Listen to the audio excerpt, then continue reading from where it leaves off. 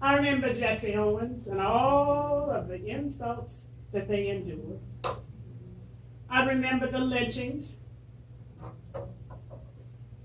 I remembered all of the segregation and all of that. Oh God, what hast thou wrought? And I think it's important to realize, to think too, of those children, the Little Rock 8, others, and the brave parents who put those children in those schools. What parents they were, knowing what those little children were going to face. They were made for that hour. So I think of all the first people at Annapolis, the first people at West Point, isolated, yet able to endure because they were made strong for that moment in history. So I think it's very much important to think of, as President Obama used to say, we've come a long way, have a long way to go. And I think the most important influence on my thinking on race came from my mother. She grew up in Mobile, Alabama. She was educated in Emerson Institute, a school initiated, worked in by missionaries from the North. We lived in a white neighborhood, the only blacks in a white neighborhood. Mobile at that time was not as intensely segregated as it was after World War II. My mother liked to talk about the fact when she was in Emerson Institute, the teachers were kind to her. My grandmother was open enough to have them come to the house to have dinner. They would sing around the piano. They were one in spirit. And then she liked to talk about a teacher who realized one time that when she was a little child, that the teacher spread out her coat on the floor so that my mother could take a nap. She didn't forget that.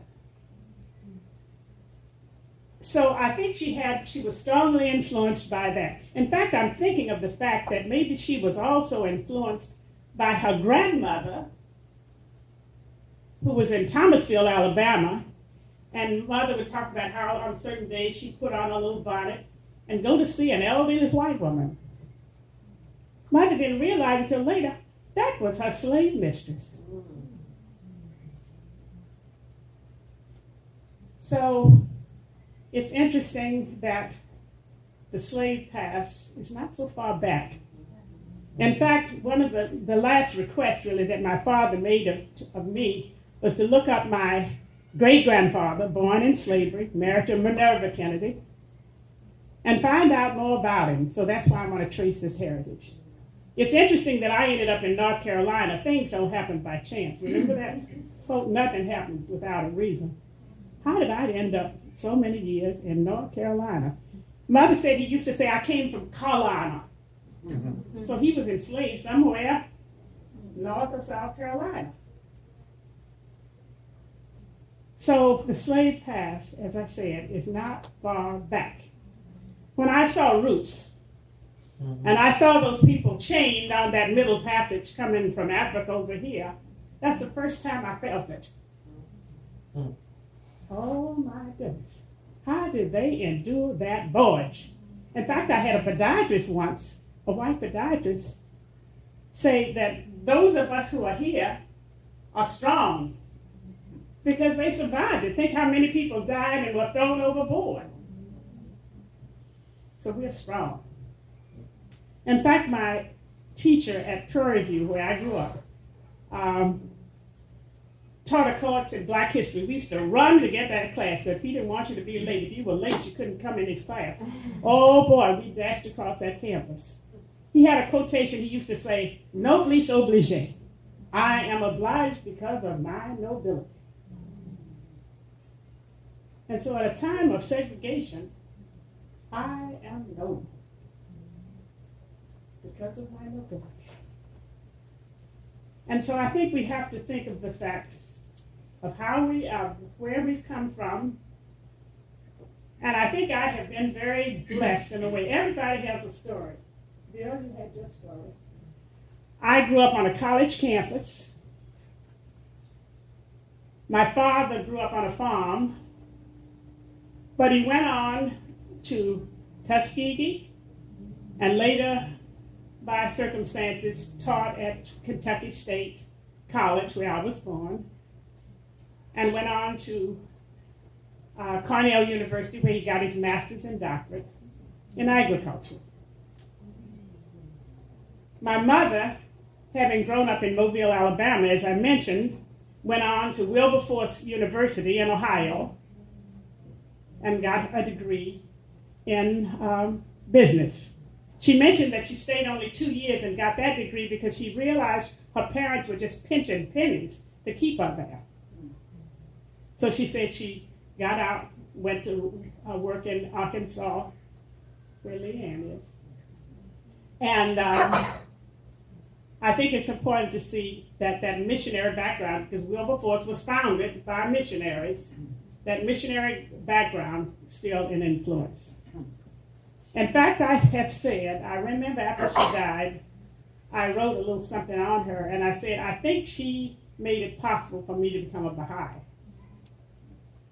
Because when people passed on the highway when we lived in Texas, she would invite them in to the house, no matter what they were.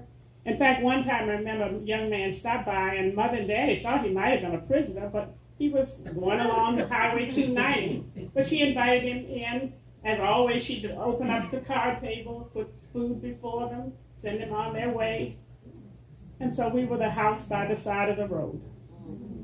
So I think it's important. Now, although she had that side gentle spirit, my mother was fiery. She was little, but you didn't mess with my mother. I remember in that time we're talking about, it was not the thing to do for whites to call people by their, give them a title, you know? And what's your first name? My mother's not going to tell that first name. She would sign R.P. Norris. What's your first name? And I've told this before in one of the things here. We had a Greyhound bus station after they moved, from Texas, from Kentucky back to Texas. Daddy was teaching, but we had a Greyhound bus business. In fact, they were the first owners of a franchise, blacks owners of a franchise for the Greyhound bus business. So they had that bus business, but still prejudice is there. And I remember that one time a bus driver, instead of coming into the bus station, as semicircle could circle, he parked on the other side of 290, busy Highway 290, Houston to Dallas and all that area, and expected the Prairie students to come across that highway to get on the bus. So the dean of women happened to be there, some students. One student, I gotta go home. Don't move. Stand your ground. So they waited. Finally, the bus driver came in. Mother reported him. In fact, when he came back, he said, "You reported me." Of course you reported me. He didn't do that anymore. So I think it's important to see she stood her ground. She wouldn't give up name. She wouldn't move. And she did realize, I don't know whether you know this, that in those days, black men had a harder time. They could easily be lynched. But Mother knew that she could get away with a lot. So she stood up. And I think that is important to realize the role of black women. I had a number of important experiences that widened my view of this thing called race. When I went to Iowa, I studied journalism. I got a master's in journalism from the University of Iowa in Iowa City. I was the only black in the whole school of journalism. But I had friends of different backgrounds. In fact, one teacher said, the Three Musketeers, three of us used to always be together. I had a friend from China, Sally Ching. We had dinner and did things together. Philippines, Rita Girona, Hilda Birasel. We just, in the dormitories, I went into a black sorority, so we have a number I had enough people of background, but I think Mother prepared me for this, to see people as one and not have to divide, not to stick. In fact, sometimes at Bartlett Reserve now, I see blacks sitting at one table. So I'm just going around to different tables, talking to different people, finding links. We all have had a similar past, so we talked about how things were and all of that. I went to a Bible study yesterday to share some Baha'i perspective and to be there. Only black there, but that's okay. But I think your early background prepares you. So that was one thing in Iowa. Another thing that happened in Iowa, I was in a poetry workshop, and Dr. Paul Engel, head of the world-renowned writers workshop at the University of Iowa, at the end of the course, he asked if I could stay with his family for the summer. And he said that they had two daughters. He and Mary had two daughters, and that they had a summer home, Stone City, Iowa. And I didn't have any plans, so I said, oh, well, I guess I could stay. I did have a boyfriend down in Iowa City, so maybe stay right now. I was ready to go back to Texas. And so for 5 weeks, I was with the Engel family. Now, why did he invite me? I think he and Mary were very strong in seeing we've got to establish this idea in our daughters of the oneness of humanity. They had people of different nationalities, different backgrounds, live with them, just stay there. An easygoing summer, just lying around, talking, lying in the hammock, going down to the creek. No work to be done, just talk. And so those dear people were very strong in my life at Iowa. I had another experience at Iowa, and I think that's important because I think we as blacks have to realize that many whites have grown up in an environment and they need help in overcoming. Sometimes they want to overcome. After Dr. Engel's class, it was our habit, there were just a few girls in the class, and we would go to the union, student union, and have coffee. And different men in the class would buy our coffee.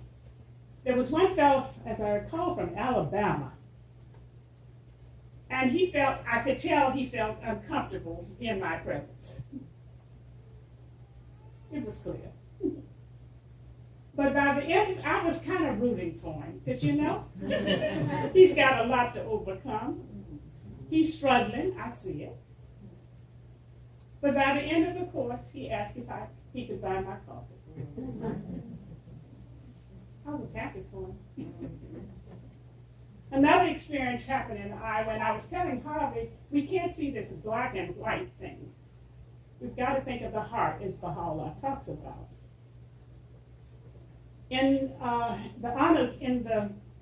there was an honors banquet at Iowa, and I used to do the radio news writing. I majored in radio, television, journalism. That was a long time ago in '51 to major in that. And certainly there weren't any opportunities, but I majored in that. That's what I was interested in. And I didn't know, I haven't talked to this fellow to this day. His name came to my mind early in the morning, the other night. Tom Koehler, Koehler. Evidently, he stood up in the meeting when the awards were discussed, and evidently he said, if Gene Norris doesn't get it, nobody should. He stood up for me, tall, lanky, blonde fellow. I got the award. But Tom Koehler was the one who said, mm-mm. So I think, again, we have to look to the heart that searches for justice and fairness and all of these things.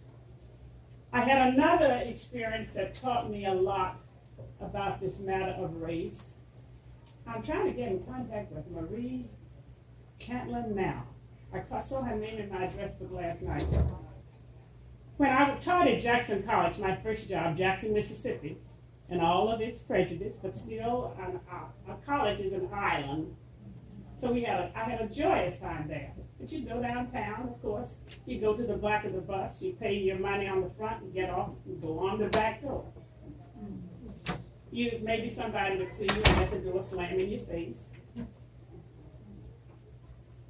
But that was Mississippi. But still, there are students at Millsaps, Calvin, and others, white students, who see this is time for a new day, you know?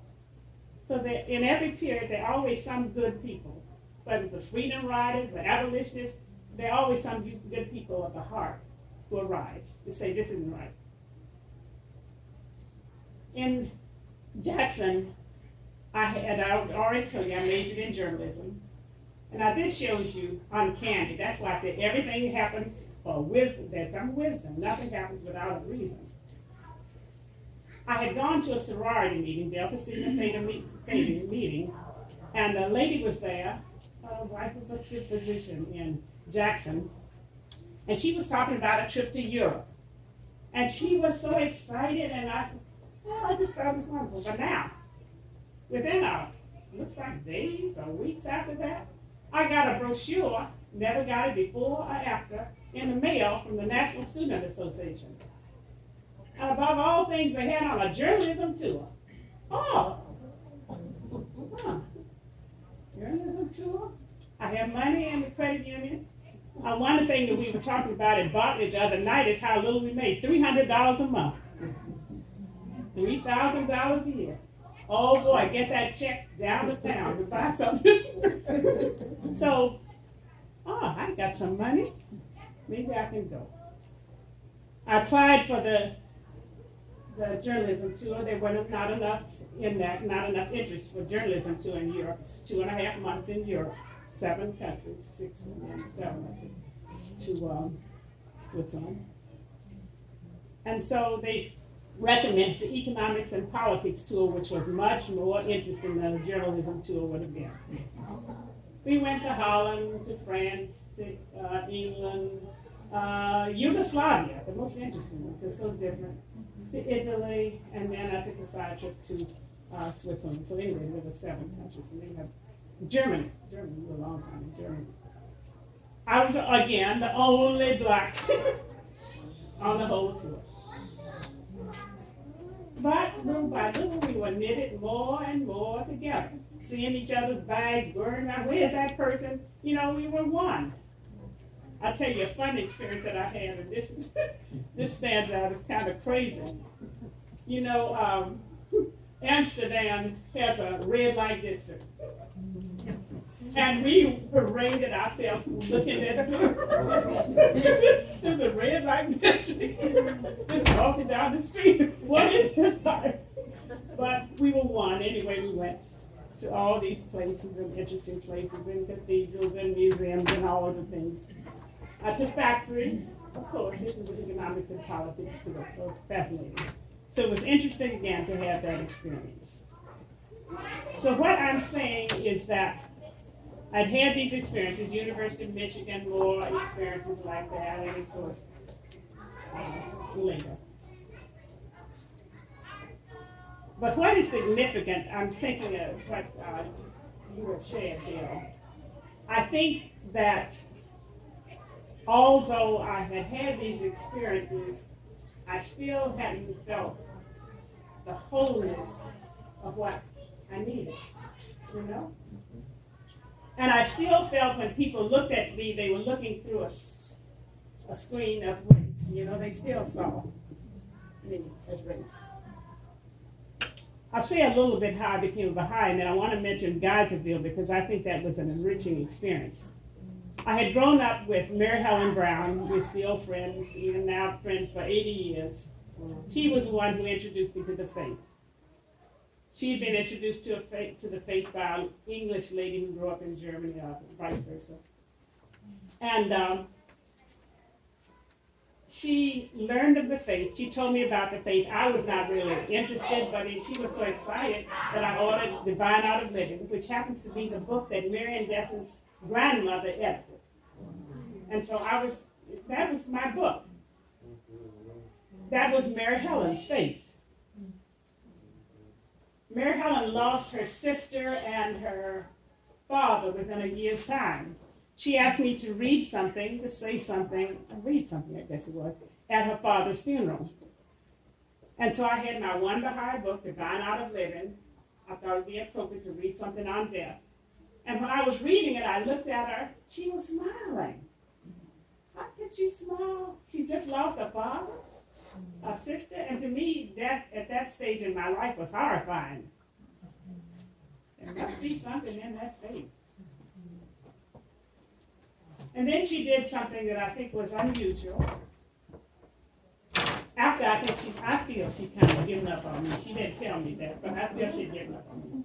But she asked me if I would invite some students to my house and some colleagues if I wanted to, so that she could share with them the faith. I did. In fact, I came across that letter with the names of the students that I'd sent to the Dean of Women to request that they come. I said, oh my goodness, I know exactly the day when this happened.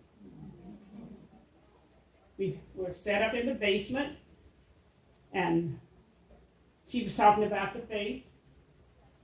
As I said, she's my best friend from the time we were 7 years old. She started explaining, but she was having some difficulty explaining, so I jumped into the conversation. I got to help my friend explain the faith. And I just had about a teaspoon of knowledge, you know. But I'm going to help my friend. Oh, my God. This is true.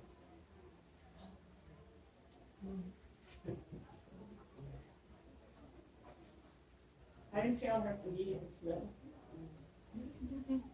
But when I went to the University of Michigan in 1959, I went there 57 first, and Ann Arbor in 59. I said, I've got to stop by the house of worship. Because I got to find out, what is this thing? There was like a storm within me. So I went. It wasn't anything like it is now. Now all the fancy library and displays and all of that. A little booth out in the middle of the floor. A young lady, smiling lady, told me, well, she didn't tell me anything about the faith as a member. She gave me a pamphlet. And I sat in a house of worship in the auditorium a long time, just meditating a few hours and walking around. I remember going later to the University of Michigan, looking in bulletin books. Where's something about the faith? I saw a thing on the bulletin board of the high faith, so I went to the meeting, and they were so busy talking about something called pioneering. And they were so happy somebody was going pioneering, so I had my one book there just waiting to hear more. And then I went to another place, the streets. You remember the streets? Okay, what was her name? Pauline Street asked me to her house, and I went there, she and Bernard. And she played Nina Simone, and we went and joined Nina Simone. But she didn't tell me anything about the faith. But, they were so nice to me that, that made an impression. Maybe that was the way it was supposed to be. Nothing happens without a reason. Didn't force it on me. It so happened that in that same summer, 1959, now this is August, school was out at the University of Michigan, I went to Texas. It so happened that someone who had been the principal of the high school at Purdue was there with his daughter. And they were now at NCCU. He was a teacher, a professor of psychology. And so I asked him about the faith. I asked him, do you know anybody in Durham who's a Baha'i? And they told me Mrs. Van Zombie. So when I came, I was put in contact with her. And so that was the road that I took. One other thing about not becoming a Baha'i, I didn't become a Baha'i at first. In fact, I had to tell Mrs. Van Zombie, push off. You know, Ms. Van Zombie. Let me make up my mind. I can't go to all these meetings you want me to go to. I've got the grade papers. I got to do the same. You know what I'm talking about. But on February the 8th, if I remember, I went to church. Just before communion, I walked out. How did I do that? In fact, some people started to ask me, what do the Baha'is believe? And I said, we believe. We believe. What am I talking about? Your mind, your spirit comes before your mind sometimes. And And so I think it's important to realize that when the sit-in started on that Monday, the day after the church service, I turned on the radio. Oh my God, justice is coming. And my students are going down there, sitting at Woolworths, being spit on, being pricked with pins. Got to get into it. I did picket a couple of times, once at a movie theater, once at a grocery store. And I asked the students, what can I do? And they said, you can write slogans for us. So I wrote slogans. They didn't ever see anything. But I went downtown on a Saturday, and there were all my 20-some-odd slogans on their posters. So they used them. We could pray for them. It was the students' movement. And what is important, and I'll say this, I didn't find this out till years later, that those students who left school in Nashville, those young students, before they went south on the Freedom Rides, they had written their wills. They knew they may not come back. So I feel that although blacks had a slave past, we are strong. And as Abdu'l-Baha has told us, a lot of whites have been good people who helped us, and we must not forget it. They died in war. They stood up as abolitionists. Mrs. Louisa and others. They died. The man who stood behind that plow or whatever it was, was rolled down. This is a thing of the heart. So I'll close by saying this. Again, we've come a long way. We have a long way to go. Charlottesville has shown us that. But the people who came out the night afterwards standing against white supremacy, oh my God, what hast thou wrought?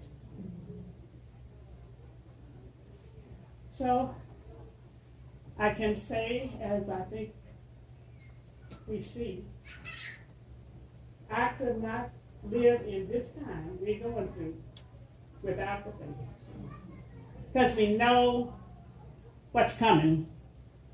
We know that we can be strong. We will be strong. Baha'u'llah went through those years of suffering, and the whole Holy Family went through those suffering. That family went through suffering so that we could reach this day. So I think the lesson is for us to be strong, to be steadfast, and to give it all we've had because the Universal House of Justice said we've never had a time like this of opportunity. So that's my story.